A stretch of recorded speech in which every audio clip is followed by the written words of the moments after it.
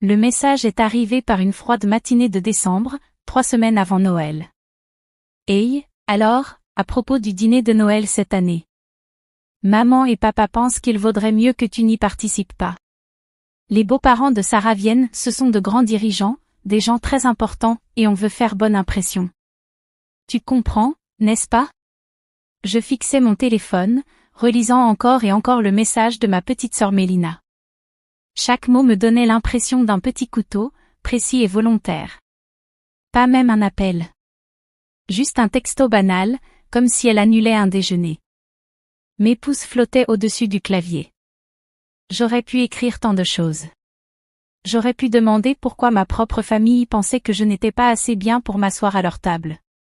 J'aurais pu leur rappeler que je n'avais jamais manqué un seul Noël en 32 ans. J'aurais pu leur dire exactement à quel point ça me faisait mal. À la place, j'ai tapé un seul mot, d'accord. J'ai posé mon téléphone sur mon bureau et regardé à travers les baies vitrées de mon bureau. La ville s'étendait en contrebas, la lumière de décembre se reflétant sur le verre et l'acier. Mon assistante frappa doucement et passa la tête. Madame Joyce? L'équipe d'ingénierie est prête pour vous. Merci, Rachel. J'arrive tout de suite. J'ai attrapé ma tablette et me suis dirigée vers la salle de réunion, repoussant le rejet de ma famille dans une petite boîte au fond de mon esprit. J'étais devenue douée pour ça au fil des années, compartimenter, me concentrer, avancer. C'était sans doute pour cette raison que Néon Technologies était passé d'une start-up dans mon garage à une entreprise valant 300 millions de dollars en seulement 5 ans. Mais ce soir-là, seule dans mon appartement avec des plats thaïlandais à emporter, la douleur est revenue d'un seul coup. J'ai appelé ma meilleure amie, Sarah. Ils t'ont désinvité? À Noël? Sa voix monta de plusieurs octaves. Tu plaisantes, là? Oui. Les beaux-parents de Mélina sont apparemment trop distingués pour dîner avec moi. Joyce. Tu diriges une entreprise technologique. Tu as un pantouse. Tu étais dans Forbes le mois dernier. J'ai ri, mais c'était ta mère. Oui, mais ma famille ne comprend pas vraiment ce que je fais. Maman pense toujours que je joue avec des ordinateurs. Papa dit aux gens que je travaille dans l'informatique. C'est complètement absurde. Ils ont toujours été comme ça avec moi, Sarah. Mélina était l'enfant doré, la jolie, celle qui faisait tout bien.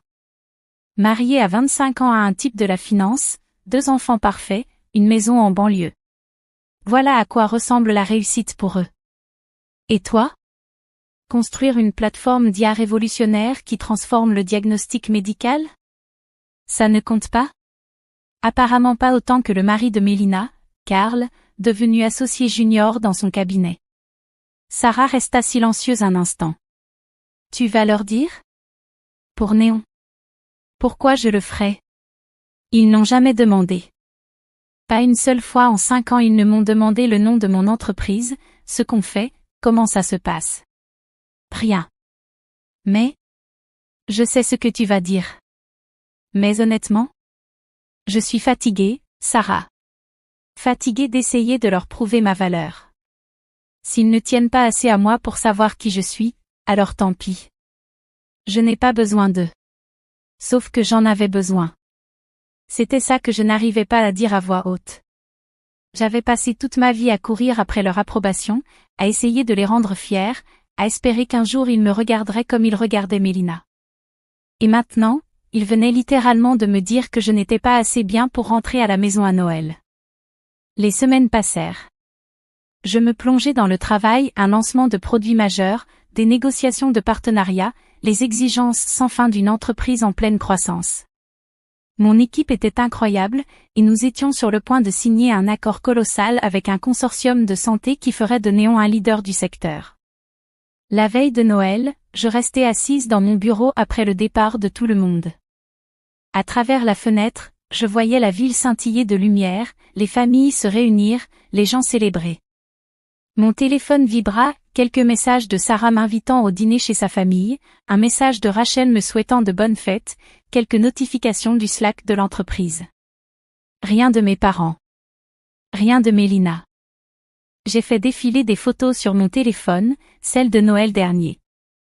Nous étions tous là, serrés autour de la table de la salle à manger de mes parents. Moi, le bras autour de Mélina, toutes les deux en train de rire de quelque chose que papa avait dit. Est-ce qu'ils avaient déjà honte de moi à ce moment-là? Est-ce que j'étais déjà une gêne qu'ils se contentaient de tolérer? Mon téléphone a sonné. Numéro inconnu. Allô? Joyce Chen, demanda une voix féminine, professionnelle. Oui. Ici Patricia de l'hôpital Riverside. Votre père, Robert Chen, a été admis il y a environ 1 heure. Il a fait un incident cardiaque. Il est stable pour le moment, mais... Le reste de ses paroles s'est brouillé. J'attrapais déjà mon manteau en courant vers l'ascenseur.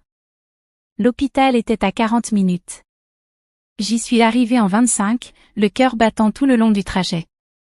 Quand j'ai franchi les portes des urgences, j'ai vu ma mère en premier.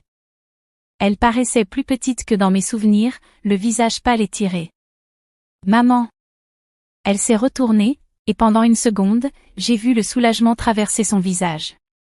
Joyce. Oh, merci mon Dieu. Ton père. Il va bien? Que s'est-il passé? Une crise cardiaque. Ils l'ont amené rapidement. Il pense qu'il va s'en sortir, mais... Sa voix s'est brisée. Je l'ai prise dans mes bras, cette femme qui m'avait demandé de ne pas rentrer pour Noël, et je l'ai serrée pendant qu'elle pleurait. Parce que c'était toujours ma mère. Et que lui, c'était toujours mon père. Mélina est arrivée 30 minutes plus tard avec Karl et ses beaux-parents. J'étais assise dans la salle d'attente quand ils sont entrés, et je me suis crispée. Les parents de Karl, Robert et Patricia Glover, ressemblaient exactement à ce que j'avais imaginé. Manteau de créateur, chaussures hors de prix, ce genre de personnes qui s'assurent que tout le monde sache qu'elles appartiennent à des clubs privés. Les yeux de Mélina se sont écarquillés en me voyant. Joyce. Je ne savais pas que tu étais là. Patricia de l'hôpital m'a appelée. Oh. Elle avait l'air mal à l'aise. Voici les parents de Karl. Monsieur et Madame Glover, je vous présente ma grande sœur, Joyce. Madame Glover m'a adressé un sourire crispé. Monsieur Glover a hoché la tête, déjà en train de sortir son téléphone. Comment va papa? Demanda Mélina. Stable. Il se repose. Ils font encore des examens. Nous sommes restés assis dans un silence gênant. Les parents de Karl murmuraient entre eux à propos du mauvais timing et de la nécessité de reprogrammer des réservations de dîner. À un moment, Monsieur Glover a pris un appel bruyant à propos de la conclusion de l'accord, pendant que ma mère, à 10 mètres de là, craignait que son mari ne meure. Vous pourriez peut-être prendre cet appel dehors? Ai-je dit, d'une voix plus sèche que je ne l'aurais voulu. Il m'a regardé comme si je venais de l'insulter. Pardon? L'appel. Ma mère est très stressée en ce moment. Joyce, chuchota Mélina. Ce n'est pas grave. Si, justement. Ça l'est. Le visage de Monsieur Glover est devenu rouge, mais il est sorti dans le couloir. 2 heures plus tard, un médecin est venu nous dire que papa allait s'en sortir. Il voulait le garder en observation pour la nuit, mais le danger immédiat était écarté. Maman s'est remise à pleurer, cette fois de soulagement. Nous étions tous là, épuisés et à bout d'émotion, quand Monsieur Glover est revenu d'un nouvel appel, l'air agacé. Il faut vraiment que nous y allions, annonça-t-il sans s'adresser à quelqu'un en particulier. Nous avons une réunion très importante demain matin. Avec un partenaire potentiel Néon Technologies. Impossible de reprogrammer.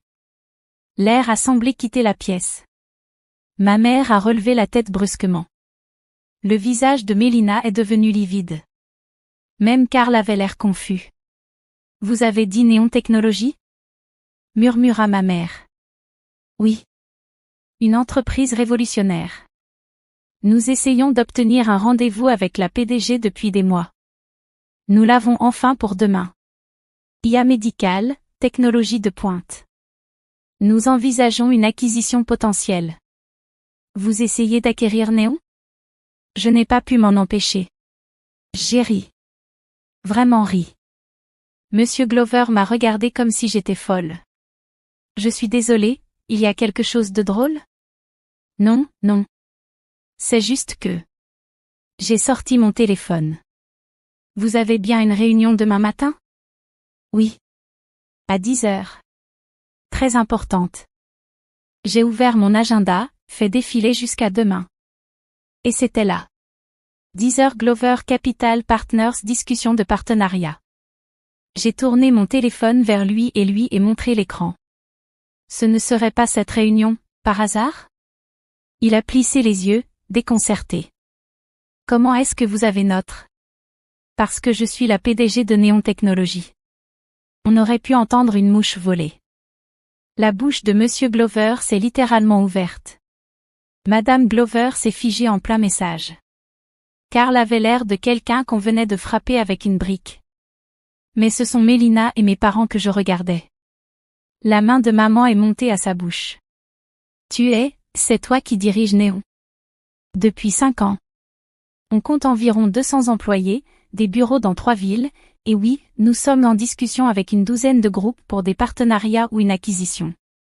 Glover Capital en fait partie. Mais la voix de papa est venue de l'embrasure de la porte. Il portait une blouse d'hôpital, appuyé sur une infirmière, épuisé mais debout. Tu ne nous as jamais dit. Tu ne m'as jamais demandé, papa. Pas une seule fois. Le silence qui a suivi était assourdissant. L'entreprise dont parlait Forbes? Murmura maman. C'était toi? Oui. C'était moi. Mélina avait l'air au bord des larmes.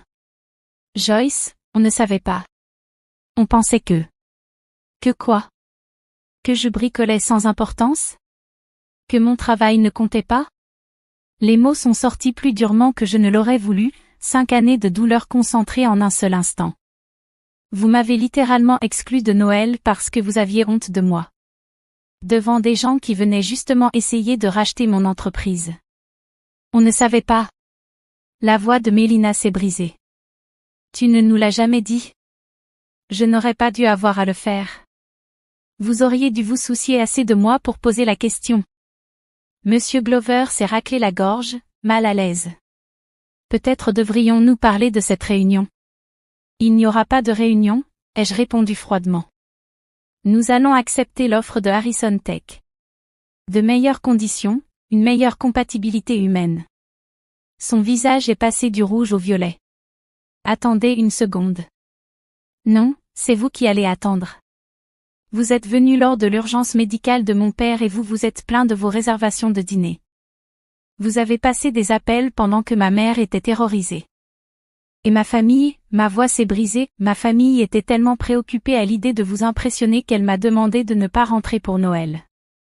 J'ai regardé mes parents, Mélina, tous. J'ai passé toute ma vie à essayer de vous rendre fiers. À essayer de compter à vos yeux. Et la seule fois où j'ai vraiment réussi quelque chose d'énorme, vous ne l'avez même pas su, parce que vous n'avez jamais pris la peine de demander. Maman pleurait maintenant, vraiment. Ma chérie, nous sommes tellement désolés. Nous n'avons pas, nous aurions dû. Vous auriez dû me traiter comme si j'avais de l'importance. Réussite ou non, cadre ou non, je suis votre fille. Je suis la sœur de Mélina. J'aurais dû suffire simplement en étant moi. Papa s'est avancé lentement dans la pièce, sa blouse d'hôpital froissant doucement, l'infirmière nerveusement derrière lui. Lorsqu'il m'a atteinte, il m'a serrée dans ses bras, une étreinte qui sentait l'antiseptique, la peur et le regret. Tu as raison, a-t-il murmuré. Tu as absolument raison. Et je suis désolée. Tellement désolée. Et d'un coup, 5 années à être invisible, à être mise de côté, à ne jamais être tout à fait suffisante se sont déversées. J'ai pleuré contre l'épaule de mon père pendant qu'il me tenait, pendant que ma mère nous entourait de ses bras, pendant que Mélina restait là, les larmes coulant sur son visage. Les Glover sont partis discrètement. J'ai appris plus tard que le mariage de Carl et Mélina n'avait pas survécu à l'année, il s'avère que lorsqu'on construit une relation sur le besoin d'impressionner les mauvaises personnes, elle manque cruellement de fondation. Nous avons dîné de Noël dans la chambre d'hôpital de papa 2 jours plus tard. Maman avait apporté un jambon. Mélina avait préparé son horrible gratin de haricots verts que nous faisions tous semblant d'aimer. J'ai commandé des desserts raffinés à la pâtisserie du centre-ville et fait rire tout le monde avec des histoires des débuts de néon, les journées de 20 heures dans mon garage, le jour où notre prototype a commandé par erreur 500 pizzas. Raconte-nous tout, a dit papa. Depuis le début. On veut savoir. Alors je l'ai fait. Je leur ai parlé de l'idée qui avait tout déclenché, des investisseurs qui ont cru en moi, de l'équipe que j'ai construite, des obstacles que nous avons surmontés. Ils écoutaient comme s'ils entendaient parler d'un miracle, ce qui, d'une certaine manière, était le cas. Nous sommes fiers de toi, a dit maman doucement. Nous aurions dû le dire plus tôt. Nous aurions dû savoir. Mais nous sommes tellement, tellement fiers. Ce n'était pas suffisant pour tout réparer. Des années de blessures ne disparaissent pas à cause d'un seul moment chargé d'émotions. Mais c'était un début. C'étaient mes parents qui me voyaient enfin, vraiment, pour la première fois de ma vie. Et cela s'est avéré être le plus beau cadeau de Noël que j'ai jamais reçu, être reconnu non pas comme une cadre, ni comme une PDG, ni comme quelqu'un d'assez impressionnant pour mériter une invitation, mais simplement comme leur fille. Celle qui était là depuis le début, attendant d'être vue. Digne d'être célébrée. Digne d'être connue. Digne de tout. Telle que j'étais.